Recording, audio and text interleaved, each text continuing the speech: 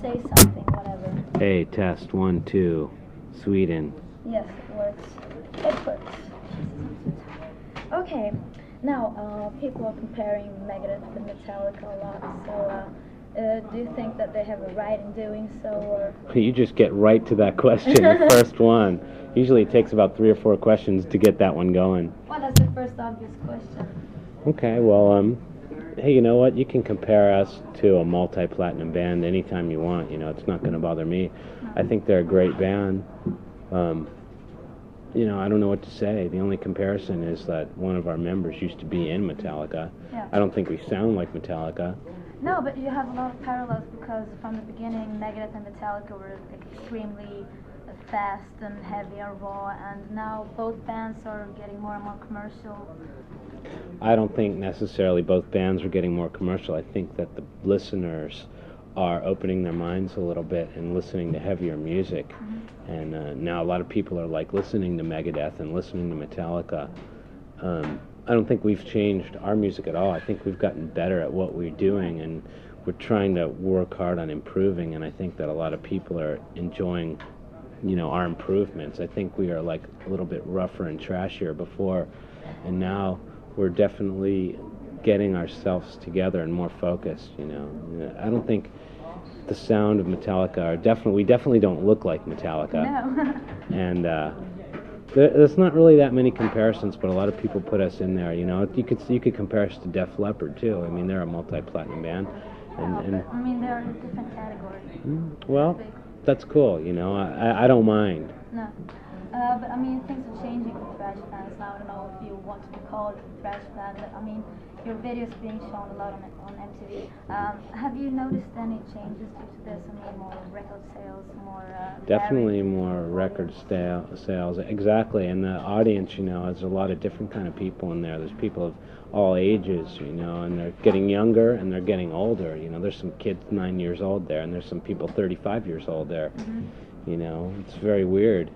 But thrash was like from the beginning, it was mostly for guys. Yeah, there more yeah. girls on to the show? Yeah, I mean, last night in Finland there was like maybe 60% girls and 40% guys, which was very surprising because the rest of Europe was like about 90% guys. It was all guys there, you know. And last night when we played in Helsinki, or 2 nights ago, we just couldn't believe how many girls were there. You know, the only other place in the world where a lot of girls show up is Japan, because usually it's a lot of males in our audience, but now it's like sort of evening out, you know. And so why do you think that is? I don't know. I mean, I think more people are seeing us on MTV, and more people are like hearing us on the radio, and you know, guys will go out of their way to find the bands that they like. You know, I don't think girls will like go really out of their way and check into the underground scene to find bands as much as guys do. So now that we're kind of like getting the mass exposure, a lot more girls are showing up, you know. And it's not like we're trying to play for girls or guys. We're just doing what we're doing, and people just seem to be showing up. But I mean, when Megadeth first started out, it was like the most brutal kind of music you can possibly imagine. Nobody even came close, but now there are so many death metal bands and speed metal bands and stuff like that. I still think we're more brutal than those guys. You think so? Yeah, I mean, you don't think that they make you sound like Bon Jovi or something? Not at all. Not at all. And I'll personally challenge any band to play next to us and sound brutal. I mean, we may not play as fast as Napalm Death or something like that, but like the power and the impact that you get when we play is like a big nuclear bomb compared to those guys who are just like playing with a toy pistol compared to us as far as impact. I mean, they're playing fast and making a lot of noise, but we're talking about the big impact explosion, you know, and that takes a lot more work and discipline to work on than just trying to make noise for the sake of making noise, you know, and just lyrics about Satan and dumb stuff like that, you know. I really don't enjoy it when people think other bands are heavier than us. You know, I think that we're really heavy, but we're just not playing 100 miles an hour all the time. So you don't feel threatened by this? No. I feel threatened by just about nothing. You know, we're just doing what we want to do, and if people like it, that's great. If not, you know, at least we can go home and say, I like this record. Yeah. Well, but many bands that I've spoken to say that life on the road as a rock musician makes you lose your grip of reality, so to speak. And still, you have very political lyrics. So how do you manage to keep up with what's happening in the world when you're like on the road, for instance? It's not really that hard. I mean, because we're people who actually care about what's going on in the world, you know. So we have a very close ties with our home country, and we're always calling there, and we're always reading local American papers and local papers in Europe and stuff, and seeing what's going on everywhere and trying to learn from this experience instead of just going through it and partying and getting high every night and just like, you know, living the quote-unquote rock star life. You know, we're just kind of doing our business, you know. This is our work, but we really enjoy it, you know. We're still normal human beings that live normal lives, you know. It's not like, oh, we're on tour, so now it's time to forget everybody and just get high every night. Yeah. You know, we have a responsibility to our fans to give them the best show that we possibly can and to, like, care about what the hell's going on.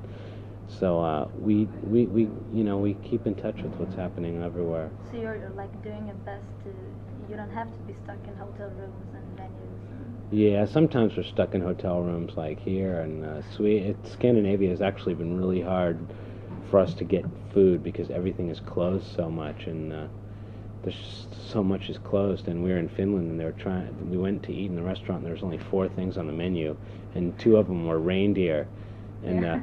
we don't eat reindeers very much in America, especially around Christmas time. Yeah. Okay, now Megadeth is more a band now than it has ever been before. Yeah. I mean, usually it was Dave and the others. So to Right. speak. So how come you're more a band now? I mean, are you tougher towards Dave? I mean, in your attitude. I think we all have proved ourselves as musicians, as friends, as band members, and everything over the last almost 3 years. You know, we made Rust in Peace, and then we did a world tour, and we worked our asses off, and everybody was really into the project. You know, in the old Megadeth, there were 2 guys along who didn't really care. You know, it always sounds like there was a drummer who didn't really fit in. The guitar player sounded like he wanted to play in some Holiday Inn band or something, you know, in the lounge. It wasn't an aggressive metal thing going on. It sounded like they were playing jazz or something. And Dave were always like the Megadeth team, you know, and now there's like a full band of 4 guys who are all doing the same thing. So it comes across more as a band, you know. Plus we're all writing the music together now, and it's not just Dave and Dave. No, but as you say, you've been much more involved with the songwriting. Do you feel that you've come to express all your musical ideas on this album? Definitely. I mean, I worked harder on the Countdown to Extinction album than I've ever worked in my whole life on anything. I mean, my body still hurts from working that hard. I need a break. But no, that was a really tough album to make. It was a lot of fun because we enjoyed making something that we felt so deeply about, but it was really a lot of hard work.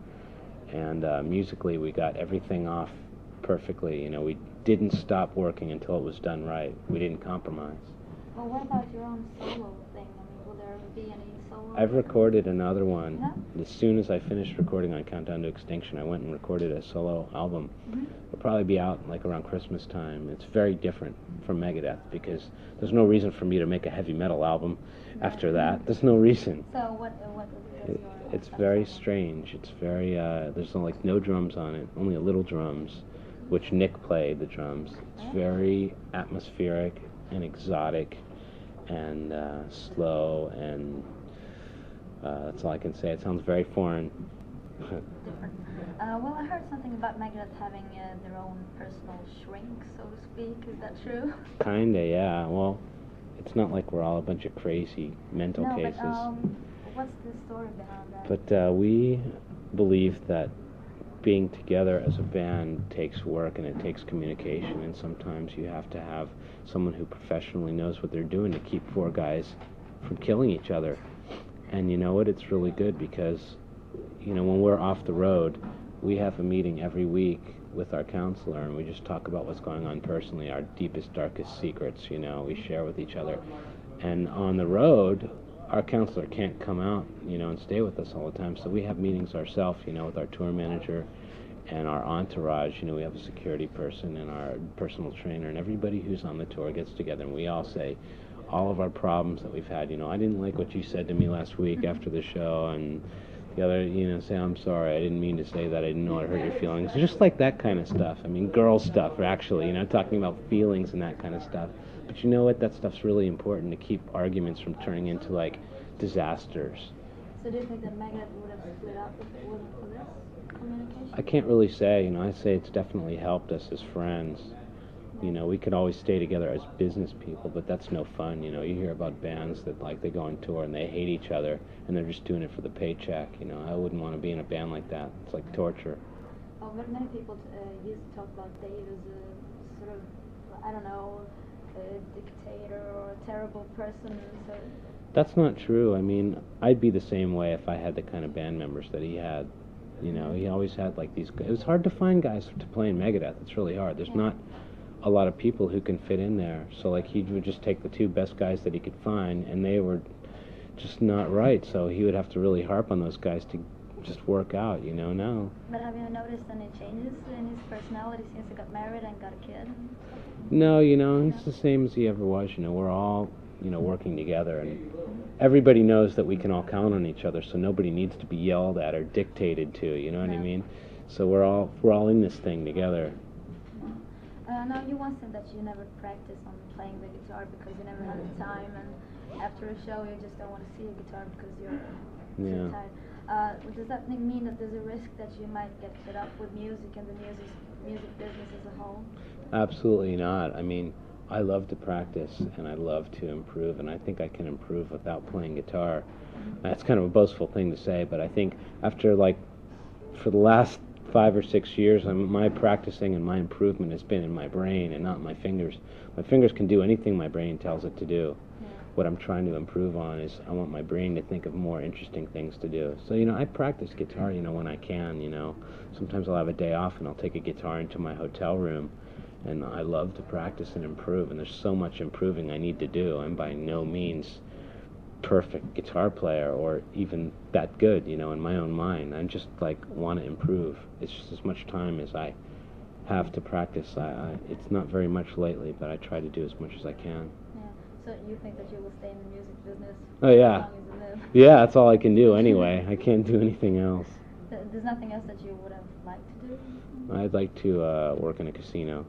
Well, that's pretty different from this. Yeah. Right now, Pantera is a big hype band right now. So how come they're on tour with you? Did you choose them? Yeah, we chose them. We like them. So do they have, like, the same attitude as Megadeth, or do you get along with them? We get along with them, but their attitude is totally different from ours. Oh, yeah? In what way? You know, it's very strange that we get along with them because we're all clean and sober and, like, really together and kind of respectable and kind of boring, you know. We don't go out and rage and party and just go crazy every night. We're just kind of just straight ahead, clean cut kind of guys, and those guys are the wildest party and drunk party animals that you've ever met. But for some weird kind of chemistry, we get along with those guys. And, you know, usually we go on tour with the band and we don't hang out with the band at all. We just say hello. It's kind of like acquaintances and stuff. But we really get along with Pantera, and I think they're great. Okay, so now after this tour, what's going to happen with Megadeth? Well, after this European tour, we go to the United States and tour there for a long time, and then we'll... Pantera still with you? I wish they were, but I think it's going to be suicidal tendencies in America. And then we're going to tour Japan and South America maybe, and Australia and the whole rest of the world. Maybe come back to Europe after we're done. All right. Okay, that's it. So, Cool. Thanks a lot. Just one more thing. Radio ID. Okay. So it's for Cool Cat Radio. Cool Cat Radio. That's right. So Okay, ready? right. Is this in Sweden? Hey, this is Marty Friedman from Megadeth. You're listening to Cool Cat Radio.